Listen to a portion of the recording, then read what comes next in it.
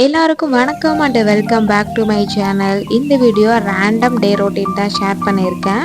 இதில் காலையில் breakfast, lunch, அதுக்கப்புறம் என்னோட ஸ்கின் கேர், ஹேர் கேர் எல்லாத்தையுமே ஷேர் பண்ணியிருக்கேன். அப்புறம் நம்மளோட சேனலை ஃபஸ்ட் டைம் பார்க்குறீங்கன்னா மறக்காமல் சப்ஸ்கிரைப் பண்ணி பாருங்கள், சப்போர்ட். இந்த வீடியோவில் ரொம்ப நாளாக ஹஸ்பண்ட் வாங்கணும்னு நினச்சிருந்த பொருளை வாங்கியிருக்காங்க. என்னன்றதை வீடியோவில் பார்க்கலாம்.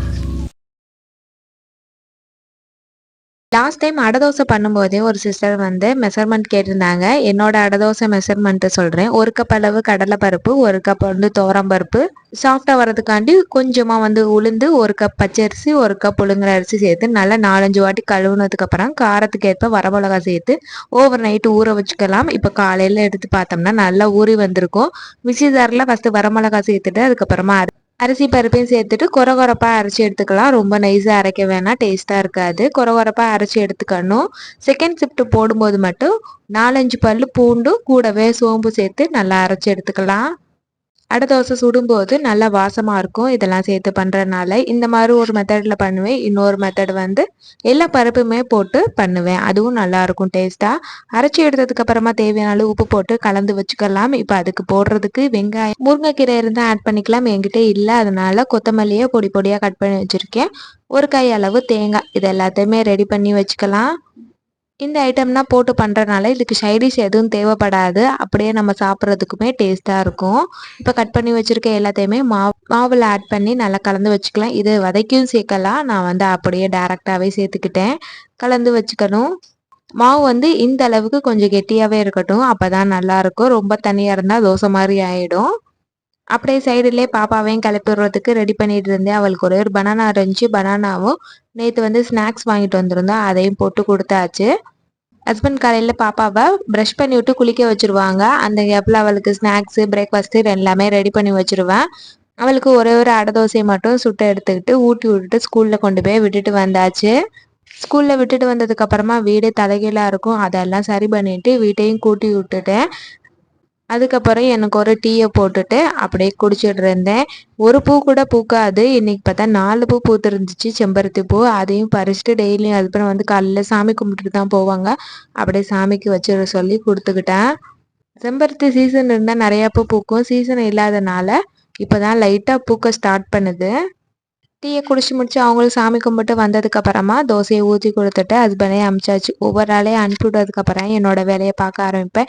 இன்றைக்கி ஹேர் வாஷ் பண்ணுறதுனால ஹேர் ஆயில் அப்ளை பண்ணி அதை ஹேர் பேக் போடலாமேன்னு சொல்லிட்டு ரெடி பண்ணிட்டு இருந்தேன். நான் இப்போ கொஞ்ச நாளாக வேம்பாலப்பட்ட ஹேர் ஆயில் தான் யூஸ் பண்ணிக்கிட்டு இருக்கேன். இது யூஸ் பண்ணி ஹேர் ஃபால் கொஞ்சம் குறைஞ்சிருக்கு தான், ஆனால் எனக்கு என்னமோ செம்பட்டை ஆன மாதிரி இருக்குது. லாஸ்ட் டைம் ஒருக்கா பார்த்துருந்தேன், செம்பட்டை ஹேர் இருந்துச்சுன்னா எக்கோட ஒயிட் மட்டும் தேய்ச்சோம்னா நல்லா ஷைனிங்காக இருக்கும், செம்பட்டை ஹேர் இருக்காது, பிளாக் ஆயிரும் அப்படின்னு சொல்லி பார்த்துருந்தேன்.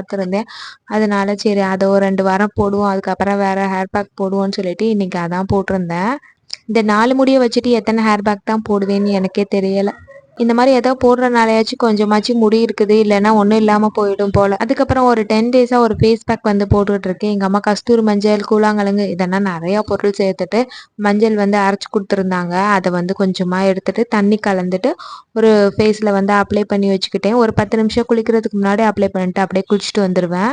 அதை அப்ளை பண்ணிவிட்டு பாத்திரம் நைட்லேருந்து விளக்காமல் இருந்துச்சு, அதையுமே வாஷ் பண்ணி வச்சுக்கிட்டு போயிட்டு குளிச்சுட்டு வந்தேன். குளிச்சுட்டு வந்து பார்த்தா 11:30 மணி. 12:30க்கு பாப்பாவை கூப்பிட போகணும். கூட்டிகிட்டு வந்தேன்னா ஹஸ்பண்ட் சாப்பிட வந்துடுவாங்க. இதுக்குள்ளே நான் சமைச்சு முடிக்கணும். கிச்சனுக்குள்ளே போனோன்னே ஃபஸ்ட்டு சாதத்தை வச்சுட்டேன்.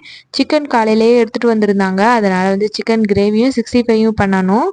எப்பயுமே காலையில் தான் அவசர அவசரமாக இருக்கும், மதியானம் கொஞ்சம் ரிலாக்ஸாக தான் பண்ணுவேன். இன்னைக்கு காலையில் ரிலாக்ஸாக இருந்துச்சு, மதியானம் அவசர அவசரமாக பண்ண மாதிரி இருந்தது. ஆக்சுவலாக இன்றைக்கி சிக்கன் குழம்பு வேறு மாதிரி ட்ரை பண்ணலான்னு நினச்சிருந்தேன். டைம் இல்லாதனால சிம்பிளாகவே வச்சு 1 பட்டா சிக்கன் குழம்பு. ஒரு மிக்ஸி ஜாரில் தேங்காய், பட்டை, சோம்பு, மிளகு இது எல்லாத்தையுமே வறுத்து அரைக்கணும். ஆனால் நான் சும்மாவே அரைச்சிக்கிட்டேன். இப்போ குக்கரில் கொஞ்சமாக எண்ணெய் சேர்த்துட்டு டேரெக்டாக வெங்காயம், தக்காளி சேர்த்து வதக்கிக்கலாம். ஏன்னா ஸ்பைசஸ் எல்லாமே நம்ம தேங்காயோட சேர்க்கறனால எதுவுமே நான் போடலை. சைடில் சிக்கன் 65க்கும் மசாலா தடவி ஃப்ரிட்ஜில் ஊற வச்சுக்கிட்டேன். அது பாட்டுக்கு ஒரு சைடு ஊறிட்டு இருக்கும். இப்போ சிக்கன் கிரேவிக்கு வெங்காயம், தக்காளி எல்லாமே நல்லா வதங்கினதுக்கப்புறமா மஞ்சத்தூள், மிளகாய்த்தூள், மல்லித்தூள் சேர்த்துட்டு நல்லா வதக்கிக்கணும். கூடவே சிக்கன் மசாலா சேர்த்துருந்தேன். அதுவும் எல்லையிலே வதங்கினதுக்கப்புறமா சிக்கனை ஆட் பண்ணிட்டு நல்லா மிக்ஸ் பண்ணி வச்சுக்கணும். லைட்டாக எண்ணெய் பிரிஞ்சு வந்ததுக்கப்புறமா நம்ம அரைச்சி வச்சுருந்த தேங்காய் பேஸ்ட்டை சேர்த்துட்டு நல்லா கலந்துக்கலாம். சிக்கனுக்கு தேவையான அளவுக்கு தண்ணி ஊற்றிட்டு குக்கரை க்ளோஸ் பண்ணி 2 விசில் வச்சுக்கலாம். நான் நைட்டுக்கும் தேவைப்படுறதுனால கொஞ்சம் செமி கிரேவி மாதிரி வச்சுக்கிட்டேன். சிக்கன் விசில் வந்தோன்னா குடுகுடுன்னு பாப்பாவை போய் கூட்டிட்டு வர போயிட்டேன். ஏன்னா 12க்கு மேலே ஆயிடுச்சு. அப்புறம் அப்படியே எல்லாத்தையுமே வச்சுட்டு போயிட்டேன். வந்து ஓப்பன் பண்ணி பார்த்துருந்தேன். சூப்பராக வந்து எண்ணெய் மிதந்த சிக்கன் குழம்பு ரெடியாக இருந்துச்சு. இதோட இன்னும் கெட்டியாக வேணும்னாலும் வச்சுக்கலாம். நான் கொஞ்சம் தனியாக தான் வச்சுருந்தேன். ஊற்றி சாப்பிட்றதுக்கு கொஞ்சம் நல்லா இருக்குமேன்னு. வந்தோடனே அதுக்கப்புறமா சிக்கன் 65க்கு எண்ணெய் ஊற்றி பொரிச்சு எடுத்தாச்சு. ஹஸ்பண்டும் டக்குன்னு வந்துட்டாங்க. எல்லாத்தையுமே ஓரளவுக்கு ரெடி பண்ணி முடிச்சுக்கிட்டேன். ஃபைனலாக சூடான சாதம், சிக்கன் குழம்பு, சிக்கன் 65 வச்சு லஞ்சை வந்து சூப்பராக சாப்பிட்டாச்சு. இந்த வீடியோ அப்படியே நேற்று ஈவினிங்லேருந்து கண்டினியூ ஆகுது. ஹஸ்பண்ட் ரொம்ப நாளாகவே ஃபோன் வாங்கணும்னு சொல்லிகிட்டே இருந்தாங்க. கரெக்டான கிடைக்கல. ஏதாவது ஒரு செலவு வந்துடுது, அதை வாங்க முடியாமல் போயிடுது. ஃபஸ்ட்டு காசே அது கடைசி வரைக்கும் வாங்க முடியலை. நான் இஎம்ஐலாச்சும் போட்டு வாங்கிக்கிறேன்னு சொல்லிட்டு திடீர்னு பிளான் பண்ணி சூஸ் பண்ணிக்கிட்டாங்க. ஆல்ரெடி வச்சிருந்த ஃபோன் 6 இயர்ஸ் ஆயிடுச்சு. அப்பப்போ ரிப்பேர் ஆகிட்டே தான் இருக்குன்னு சொன்னாங்க. அதனால யூஸ் பண்ணிக்கிட்டு இருந்தாங்க. இப்போ சுத்தமாக அது ரொம்ப ஹேங் ஆகுது, யூஸ் பண்ண முடியலைன்னு சொல்லிட்டு அவங்களே பிளான் பண்ணி ஈவினிங் வந்து வாங்க போகிறேன் வாங்கன்னு சொல்லியிருந்தாங்க. அதனால நாங்கள் கிளம்பியிருந்தோம். இந்த OnePlus மாடல் தான் வாங்க போகிறாங்க. எனக்கு ஃபோனை பற்றி எதுவுமே தெரியாது. இப்போ என்ன மாடல் ஓடுது, என்ன ப்ரைஸ் எதுவுமே தெரியாது. அதில் எனக்கு பெருசாக இன்ட்ரெஸ்ட்டும் இல்லை, நான் கண்டுக்கவும் மாட்டேன்.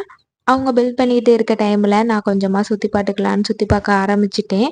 இந்த ஃப்ரோசன் மாலுக்கு கிட்டத்தட்ட ஒரு 4 to 5 டைம்ஸ் வந்திருப்பேன். ஆனால் ஒரு டைம் கூட ஃபுல்லாக சுற்றி பார்த்ததே இல்லை. ஏதாவது ஒரு அவசரத்தில் வருவோம், அப்படியே பார்த்துட்டு கிளம்பிடுவோம். இப்போயுமே அந்த ஃபோன் வாங்குற இடத்துல மட்டும்தான் சுற்றி பார்த்தா, வேறு எங்கேயுமே போகலை. அப்படியே ரிட்டர்ன் கிளம்பியாச்சு. எனக்கு அங்கே இருக்கிறதுலையே ஃபஸ்ட்டு கண்ணு போனது இந்த ஓவன் மேலே தான். நானும் ரொம்ப நாளாக ஓவன் வாங்கன்னு பார்க்குறேன். எனக்கு எதுவுமே செட் ஆக மாட்டேங்குது. கூடிய சீக்கிரம் அதையும் வாங்கணும். நான் ஒரு சைடு ஒன்றொன்னா திறந்து பார்த்துட்டு இருந்தேன். பாப்பா ஒரு சைடு ஒன்றொன்னா எடுத்து போட்டுக்கிட்டு இருந்தா. ஃபைனலாக அங்கே இருக்க ஓவன் ஃப்ரிட்ஜை மட்டும் பார்த்துட்டு இருந்தோம். அதுக்குள்ளேயே இங்கே ஃபோன் வந்து பில் போட்டு முடிச்சாச்சு. ஓப்பன் பண்ணி செக் பண்ணி பார்த்தாங்க.